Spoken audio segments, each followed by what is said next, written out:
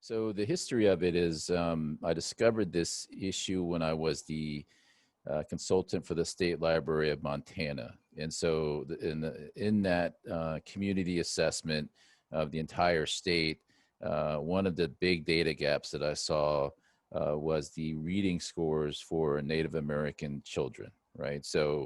Um, so that began just my intellectual and professional curiosity in terms of why is there such a disparity with this population compared to all other racial groups, right? And so what I discovered was a very complex set of barriers that ended up becoming a planning grant um, with the federal government, IMLS, to really get a better understanding of what was happening. So the gap is real, and so the planning study was really to look at what exactly are those barriers, right? And so we spent a year with the Blackfeet Nation in Montana, talking to the community, understanding, several variables like, is reading important? What access to what libraries and reading material do you have? And how close are you to a library? And so interestingly enough, what we discovered is that reading is indeed important to parents. They recognize the fact that reading is very important for their children and their academic performance. And over 50% of the Blackfeet population were within 5 minutes of a library.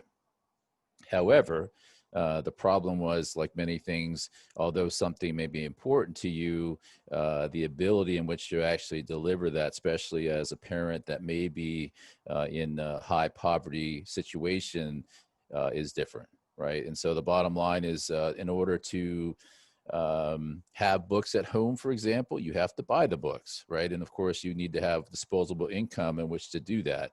And that is definitely not the case in a number of families in the Blackfeet Nation. And so, and then the other was, why are you not using the libraries more? And the response there was, I think, a very similar response that underrepresented groups tend to have, which is that the library, the design of the library, the collection of the library doesn't really reflect our culture, right? And so it doesn't seem welcoming to us, and we don't see our history and culture and people in the titles on your shelves, right? And so what we decided to do is kind of in the middle of the planning grant. So as the data started coming in, we said, well, why don't we try little free libraries? Why don't we try shifting the script? So instead of you coming to us,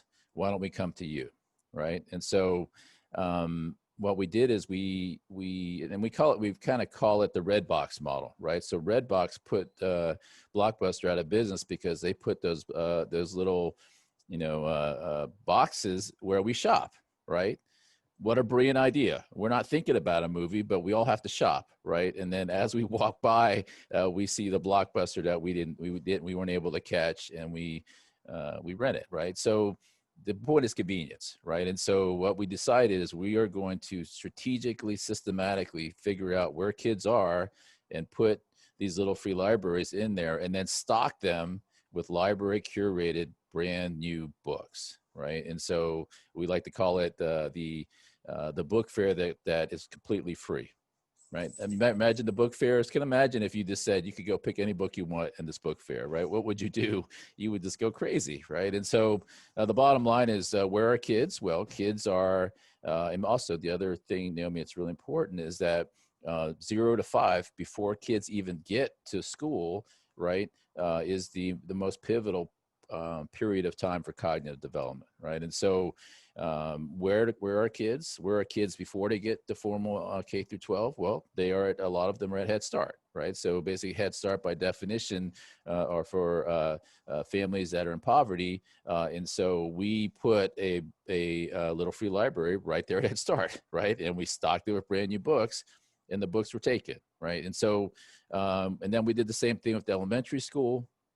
And so the Blackfeet Nation, the elementary school, is broken up into 2 separate age groups, so kindergarten to 1st grade and 2nd to 3rd grade. So we dropped those there. We pump new books in there, all gone, right? And so we don't know where the books are going, but at the same time, as a library and information scientist, it feels good to me and it makes sense to me that we are basically pumping books into the ecosystem of that community, right? And so do we know for sure where they're going? Not necessarily, but at the same time, if it's a Head Start, we know that that's our target group, right? Children that are 0 to 5 and the parents that pick them up. So that was kind of the foundation of this bigger grant. So the way IMLS works is that, they really like us to do planning grants. So let's kind of figure out and scientifically study what the issue is, and then write a bigger grant to try to disseminate your findings, right? And so that's really where we are now. And it's like most things, the issue of poverty and literacy is ginormous, right? And so what we're doing is utilizing this as a proof of concept. And really, is it generalizable to all communities? The answer is yes. Is it generalizable, I think, to any rural community of any racial makeup? The answer is absolutely yes. But before we get there, we have to continue to prove that it works. And so our biggest challenge, Naomi, or our ambitious goal is to improve the reading scores for children that are 5 that are about to go into kindergarten. So the other thing that we found is that in the Blackfeet Nation, over 75% of the children entering kindergarten were below the reading proficiency level for that age group, right? And so in other words, they were way behind the curve. And so all the teachers that I talked to agreed, if you come to kindergarten not prepared, you're way behind already, right? And if you're way behind already, it's very difficult to build a love of learning and reading because it's so difficult for you. And also, we know how school is. It comes with a lot of stigma too, right? So for example, we heard stories of reading coaches. Well, students don't like reading coaches that follow you around, right? Because then it puts a big old billboard flag over your head saying this person needs special attention, right? So, but anyway, make a long story short, that's why this program is where it is now, because we want to disseminate those findings to 5 different tribes. And then the last thing I will say about it is that certainly as we prepared the proposal, it was also clear to us that books are just not enough. So the other part to that is we have 2 consultants that are dedicated exclusively to utilizing those books as a way to generate and stimulate more parent children reading at home, right? So, but the books are the first key, right? Removing that barrier of cost is the key. Removing that barrier of asking a single parent home to have to come to the library is key, and removing the fact that you even have to check it out is also key. So we really view this as a paradigm shift for libraries, and also a strategic, systematic attempt to circumvent or break down some of those barriers of time, cost, and convenience. One of the foundations for the love of reading is connecting reading to learning more about something that you want to learn about, right? In other words, the concept of self-selection. So reading, if it's extrinsically, externally motivated or pushed upon someone, will be viewed in an educational kind of a negative, aversive way, right? Someone is trying to make me do something. It's homework, or I have to do it. The key to the love of reading is removing that situation and shifting it completely around. So the idea of self-selection, Naomi, is really the key here. So that's why the Little Free Libraries is a really good idea, because it's basically a collection that you can browse, right? So we're not forcing any book on you. We're saying, check out all that we've got and grab something that you're interested in reading. Right. And so just that alone, Naomi, just that act of I get to choose what I want to read because I'm interested in bees at that moment, or I'm interested in ballerinas at that moment, or I'm interested in horses at that moment, provides a level of intellectual curiosity that really is tied to reading. So reading reading in itself is just a means to a greater end, right? Reading is access to information that you want to learn about, right? And that happens from that's an information seeking paradigm that exists from birth, right? That we want to learn more about things. So I think that's the first part. And then the other part to it is cognitive development and also building a love of reading before you even get to school, right? So how do we love anything? Well, part of the love of reading, part of the pediatricians will say is building that bond with your parents, right? So the reading itself is important, but that laying there reading in bed together with your parents, the hugs, the kisses, the stories that you tell as you're reading the story, building that relationship, adding that sense of love and caring while reading is a huge nuance to this, right? It's not just reading, it's what the situation that reading provides, right? So I think that's the second part. And then the third part of that, Naomi, is literally just brain cognitive development, right? So from 0 to 5, the brain cognitive development is critical, right? And so, and I'm not an expert in terms of what exactly happens, but in general, from a cognitive standpoint, any stimulus from 0 to 5 is a really positive thing, right? Because your brain is building those networks. And so let's think about, children that have these books that are intentionally written for cognitive development, right? So you typically have touch, they have color, they have different phonics, they have images, they have stories about your culture. It's just loaded with cognitive activity. And so again, reading is a means to that, right? So we want children to be surrounded by that. And then the last thing I'll say about that, again, is what we're really trying to do is we're not trying to say reading is cool. We want to say reading is part of a child's view on enjoyment, right? So it's not us telling Naomi the kids they should read. It's rather it's already part of their leisure activity, right? That from when they could start reading, reading is cool, right? Not because we say it, but because it takes them, on journeys, new characters, et cetera, et cetera. So I think building the culture of reading, not externally motivated is really critical to that. So, and then the second part is really quite simple. In library world, we say you must learn to read before you could read to learn, right?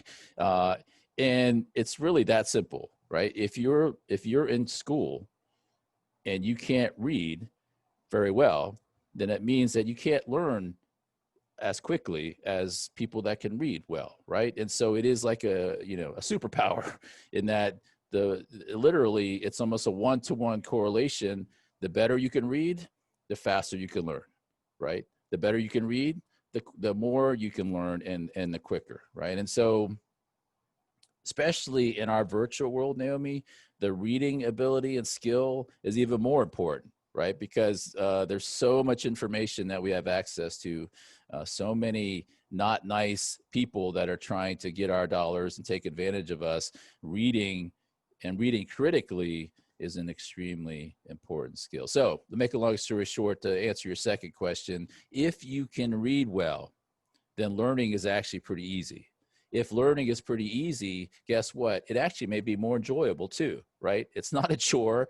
It actually is quite fun because you can read and learn very quickly, which then means future learning is also easier and probably more interesting as well. So that's really the connection. And the Casey Foundation, in our narrative, I don't remember the exact sample size, but they did a nationwide study, and it's a classic study. When we hear about the reading proficiency at the 3rd grade level or 4th grade level, that study is often cited. But the key finding there is that when literacy was equalized. That is, when literacy was the same across the board, the racial differences went away. Right. So it didn't matter what race or background you're from. If you can read well, your graduation rate and success in academics is the exact same as any other race. Right. And so that's why we believe so strong in what we're doing. Yeah, they're both very excited. So certainly part of the delicacy of this project is to help people without insulting people, right? And so the reading discrepancy, however, is certainly not unilateral across tribes. So there are some tribes that are not reading at a lower proficiency level, but definitely the tribes that I've worked with, they all support the project and they all confirm that this is a need. And my understanding is, more importantly, is that Naomi, this is a systemic problem, right? So they're saying that there's a need because they're not seeing a lot of money for books. They're not seeing a lot of books at home. They're not seeing really reading as a high priority for a lot of families who are just struggling to get by, right? Just struggling to eat, just struggling to house themselves. So this is, from what I can tell, from what I've heard, both our partners are very excited because this is added resources to helping their community that otherwise did not exist. Right. And so in particular, again, focusing on children and families, it's really hard not to get behind that. And really the idea, and this is the other thing, Naomi, that I really love, the idea that that communities don't have to suffer by themselves in isolation. I think one of the great things that I love about the web is that it really does open up it gives us the ability to help communities that we may never walk in, right? And so the case in point, the Blackfeet Nation Project, same thing happened. People donated to that project from across the country, including my own family members. They'll never be in Montana. They'll never be at the Blackfeet Nation, but they donated money to books that then went to children in the Blackfeet Nation. How elegantly exciting is that, right? That we can help other people that we'll never meet. And so I think, again, with these communities, the same thing, the Lumbee and the Eastern Band of Cherokee, none of us may ever really, be walking amongst them, to any great degree, but through these projects, through these books, it gives us a very concrete way to help them, right? And help their children, which in my mind is really empowering them to do what they want to do or be who they want to be or who they should be in their lives. So it goes back to what I mentioned about the love of reading, right? So the research is quite clear that the love of reading is based largely on self-selection, which is connected to interest, which is connected to independence, right? So I think it's human nature, especially when you're children. Having had 3 of my own, I've seen it firsthand. If you say "thou shalt," the human reaction is no, right? Or it's good for you, eat the salad, or read, or whatever. If it's externally motivated, immediately there's some resistance there, right? And so in terms of the identity, obviously, and I went through it as well because I grew up in Florida as really the only Asian student in the entire school. So when you read, it's great, it's wonderful, but you start to feel a little bit uneasy when you don't see yourself, your culture, your parents, your traditions reflected. And then certainly, if you're not sure about reading or you're just learning how to read, if that happens too often, then you kind of just cast it aside, right? It's like, this is not for me. I'm not seeing it. So, and then the last thing is intellectual curiosity. I mean, we want reading to be a means to another end, right? We want it to be a pathway, a journey to something you want to learn more about. And obviously, we want to learn more about ourselves in our communities, in our values, et cetera, et cetera. So by no means should it be exclusive, but definitely in terms of the collection and the artwork and the tone and the design of a library, it should reflect the community that it serves. Absolutely. Because communities need to own their library, because the libraries are our mission is to serve the community.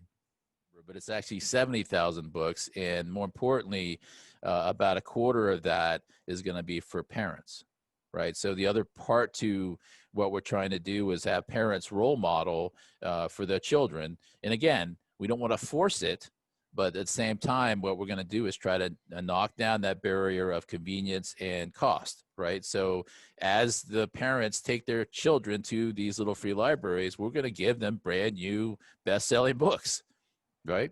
Go ahead, grab one. And again, the key too, Naomi, is that, and this is a criticism of little free libraries. Oftentimes, little free libraries become a dumping ground for used books, right? So people just empty their library, they just throw it in the little free library. And so what happens is the little free library becomes a mess, right? So it's there's lots of, and well, we want to do a plus one. So we are going to have these little free libraries curated by a librarian, and all the books that are donated will be removed once a week, right? So basically, when a child and a parent comes to the little free library, our goal is that they are looking at a nice collection, right? Not used. I mean, some will be gently used, but a lot of them will be brand new, right? Brand new. And the why? Because obviously the higher quality, the award-winning authors are award-winning for a reason, right? It's because it's good writing, right? And for children's books, it's funny, it resonates, whatever. So we want to give, in terms of building that love of reading, we want to give it the best chance we can by presenting them two things: high quality works, right? High quality works that are brand new, not somebody's used book, but brand new. And the other is part of the grant is to have native authors in each of those 5 tribes generate some original works as well, right? So that is certainly part of the issue, is that, Native Americans as a minority population, there are not that many Native American authors, and therefore there's not a lot of works that reflect their culture. So that is also part of what we're trying to adjust in a real small way, but we're trying to generate, we've got funding for each of the 5 to try to generate some original works. Yeah, it's genre doesn't really matter at this point. We still have to work on our guidelines. I think right now our selection points are award-winning, diverse. The other part is that as of next month, we should be developing advisory boards in each of the 5 communities. Basically, each of the 5 will have a board of Native American representatives from that tribe that can advise us on genre. Naomi, that is also part of our recognition that all 5 of the tribal nations will be their own project. They get to decide on how, what genre, what would be of most interest to their community. But with that being said, we have a lot of expert literacy people that also can make sure that the award-winning material are at least in there, and then we'll just watch, right? So I think part of what we'll also see is kind of a natural selection as far as what's being taken and what's not. So if there's, we'll keep count of that as part of our evaluation process. Yeah, so the funding actually starts September 1st. And as a 3-year project, it really is on your mark, get set, go. I'm very excited about this project, and also I'm going to be a taskmaster as far as making sure that we are using the funding that we've been given very well and very efficiently and very effectively. So what I mean by that, with a little tongue in cheek, is that our goal is to have those little free libraries that'll be donated by the Little Free Library, a national organization, 15 of them in place by late October. Right. So working backwards from there, we have a lot of work to do as far as who's ordering the books, who's paying for the books, who's gonna put them on the Little Free Library bookshelves, so we have a lot of work to do to figure that out. But absolutely, the goal is to get those books into kids' hands starting in late October. And the timing actually couldn't be better, because the holidays are coming, right? And so what better time to crack open some brand new books that you might not otherwise be able to have or afford during the holidays. And then once a week, 10 more new books, 10 more gently used books will be added. But the good news, Naomi, is we've had at least 4 or 5 organizations or groups of people reach out to us to partner with us. And so we've already created a list of that. And the last, again, the Black V Nation, 4 other Little Free Libraries appeared after we created those first three, right? In other words, the community tends to support these Little Free Libraries very, very well. And so my hope is, especially, you know, this being broadcast, is that we have some of your listeners help us with the collection development. So we can't afford to put more than 20 books a week into these Little Free Libraries, you know, to make sure that we have a constant selection. However, if we can get support from the community, then that will increase our budget, and that will go straight to those books. I'd like to say that I think this is a paradigm shift that can possibly take hold in all libraries, right? So there's no reason why we can't shift our paradigm a little bit to bringing our books to the community and actually removing the idea of having them to be checked out, especially for the little ones, right? And so I think we all could get behind the fact that reading cognitive development for our children before they ever get to school is of societal importance. And libraries are ready to serve in that capacity if we can continue to prove this proof of concept that it can work. But in my mind, every child deserves equal access to high quality reading material, right? And we need to remove the educational aversion. It's not about educational aversion. It's not about you must read. It is about one more thing to help those children cognitively develop, right? And being able to do that and helping families that might be struggling or not, right? So all of our children deserve access to that is a very exciting concept, and I think parents will appreciate that as well. So.